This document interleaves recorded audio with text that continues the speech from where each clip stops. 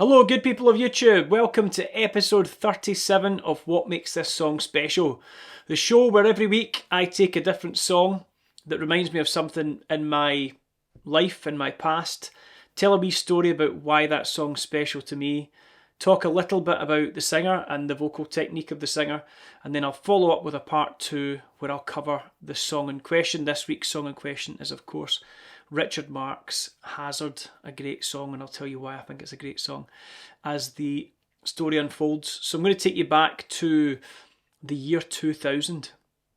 I was about 18 years old, and I was out with a few friends at the cinema. I'd gone out to see Leonardo DiCaprio's newest film at the time, which was The Beach. And unlike most of my male friends at the time, who were finding it hard to admit that DiCaprio was a top actor, I was happy to take the flak and put him up there. I just loved him from day one. First film I saw him in, I think I saw him in The Basketball Diaries, and I was just blown away by the guy's performance. Back then he was definitely a little bit of a kind of pin-up. I don't think there was a girl in my school who didn't have a Leo DiCaprio poster on their wall, and I think this maybe I think I was comfortable enough with in myself, in touch with my feminine side enough to sort of just admit the guy was good looking and not let it bother me. Whereas there was a few of my mates who just hated the guy. I think they just didn't see the great actor in him because he just seemed like a bit of a pin up. I think everybody's realised how incredible DiCaprio is by now. One of the greatest actors, I think, of all time. But yeah, back then I think he was definitely a kind of Marmite actor at the beginning. As in, everybody that found him attractive loved him, and everybody who felt threatened by him didn't. So I ended up going to the cinema with a bunch of girls, bunch of pals from a kind of friend group.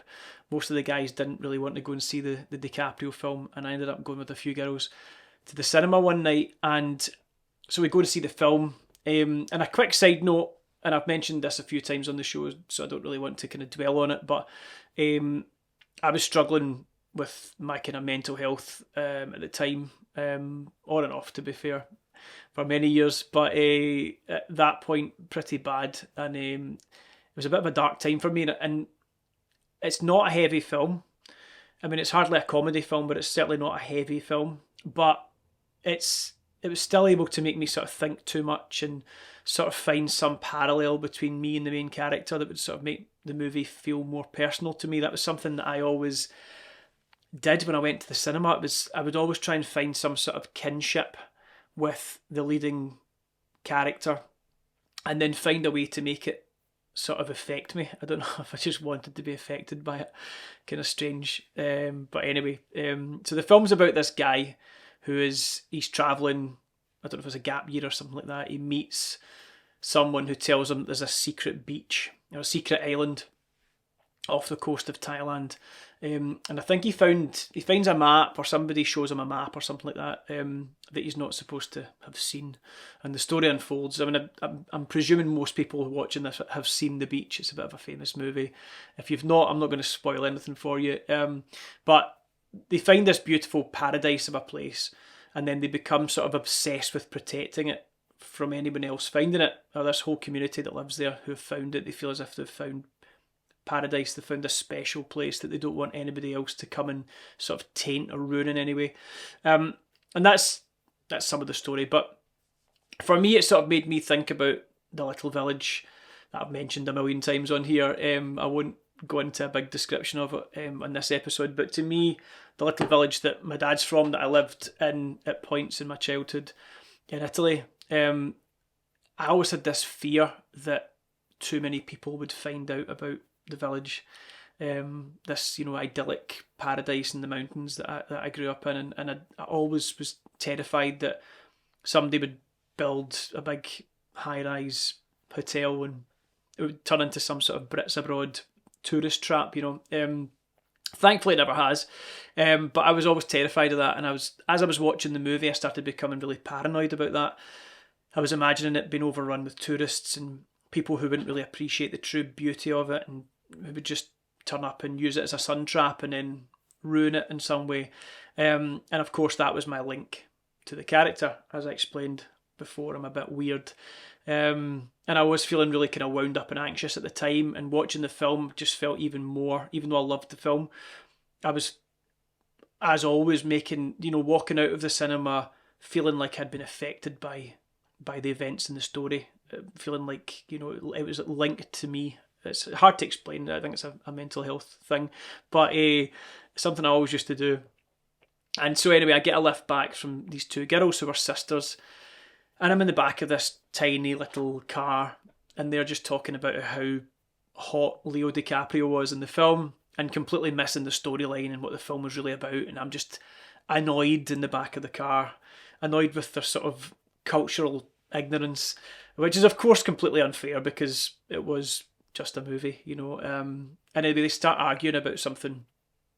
I can't even remember what the argument was about, but it escalated into this humongous fight. And eventually, such a big fight that they actually eventually stopped the car, and they both got out of the car and started shouting at each other in the street and screaming. And I thought it was going to turn into a bit of a full-on punch-up between these two sisters. And normally my instinct would have been to kind of get out the car, break it up, act as a sort of mediator of sorts. But they were always fighting, and for some reason that night, just from watching the film, and I just couldn't be bothered. I was so apathetic towards them, and I decided just to sit in the car, switch off the terrible sort of boy band music on the CD player that they had. And when I pressed the off button on the CD player, of course the radio kicked straight in, as it often does in cars when you switch from one setting to another. And I just listened to the first radio station that came on, and a couple of minutes or so later, on comes this really creepy sounding synthesizer riff, and then this vocal enters singing this little story. It was a story that I was immediately intrigued by. So intrigued that I remember I actually turned up the volume, and then I locked the car doors because because I was worried that these two girls sort of reconciled their differences and came back in the car and then ruined the end of the song for me. Because you've got to remember, this is year 2000, pre-iPhone, pre-Shazam, no iTunes or Google. If I didn't hear the ending of the song, I might never find out what the song was called, who it was by, and I wanted to know what the song was called and who sang it so I could potentially buy it. I was interested in it immediately. I wanted to hear this story. And of course it turned out it was Richard Marx, and it was Hazard. And this awesome song plays out, and a story unfolds about a young guy who's moved to like a small town in the US, I think it's in Nebraska, and people think he's weird. People think he's strange just because he's a bit different. And then this girl goes missing or is murdered. I think she goes missing, and everyone in the town, a kind of small town mentality, they try and pin the murder or the disappearance of this girl on him. And it's about small-mindedness that goes on in little villages, and this guy who's maybe just a little bit different, is immediately judged as the murderer, as the criminal, because he doesn't fit into the mold of normal. And I suppose me at the time, certainly not feeling normal, do that inverted commas, normal, at the time, I felt kind of triggered by that story too. I was just having one of those nights where everything was just triggering me, and I just needed out. And I remember I got out of the car, and I just walked off. Into the darkness, and these two girls, they stopped their fight and they shouted after me. I could hear them stop the arguing as I walked off, and they shouted after me to see where I was going, but I just ignored them. I kept walking. I couldn't be bothered. I needed fresh air. I remember I was miles from my house. I mean, like miles away. I must have been 7 or 8 miles away from the house. And I just didn't care. I was like, I'll work something out. I just needed out of that situation. The film and the song had kind of got to me, which again sounds ridiculous given that neither the film or the song are particularly harrowing in any way.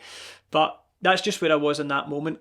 And I actually don't even remember how I got home that night. I don't remember. I don't think I walked the whole way, because I think I would remember that walk, because it would have taken me probably an hour or so. So I don't remember doing that. Maybe I stopped at a friend's house or something on the way and called for a lift or got a taxi or something. But anyway, that was the first time I heard Hazard by Richard Marx, and it was just brilliant. It blew me away the minute I heard it. I just thought, what a great track. Really cool, interesting sort of murder mystery lyric to keep you interested. His voice was super cool. We'll talk about that in a second.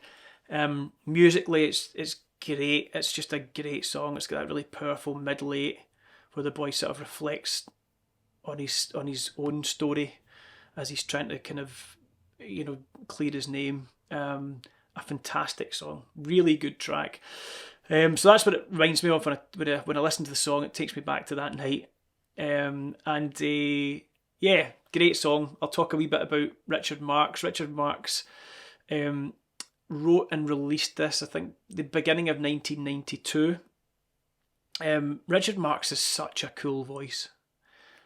Just he had the ability to sing an interesting lyric like the one in Hazard, where you're listening to every word, and then he'd hit you with that huge middle eight vocal that crescendos, sort of doubles in volume, and then he manifests this gritty, smoky sound that seems to come out of nowhere. Just a really cool track. It's a pop star with a blues rock tone, really, I think is what you could describe Richard Marx as. A lot of singing into the mask, as it's known in the vocal industry. This can give a nice brightness to a voice, but can sometimes cause sort of unwanted nasality. But I feel Richard Marx, he actually counters this really well by having that kind of grit in his vocal that I said about before, that sort of hides that sort of nasopharyngeal sound that's going on in the background. Such a cool voice, an awesome voice. So there we go. A short episode this week, but a little story about where I was when I first heard Hazard by Richard Marx. That's why the song's special to me. Is it special to you? Do you love the song? Do you hate the song? Leave a wee comment. Let me know what you think, and if it reminds you of something in your past. For me, as I said, there's the story. That's what it reminds me of. I will be back, as always, next week with another song, another story. And please click part 2, which will come up somewhere here or there, to hear me cover Richard Marx' Hazard. Thanks so much.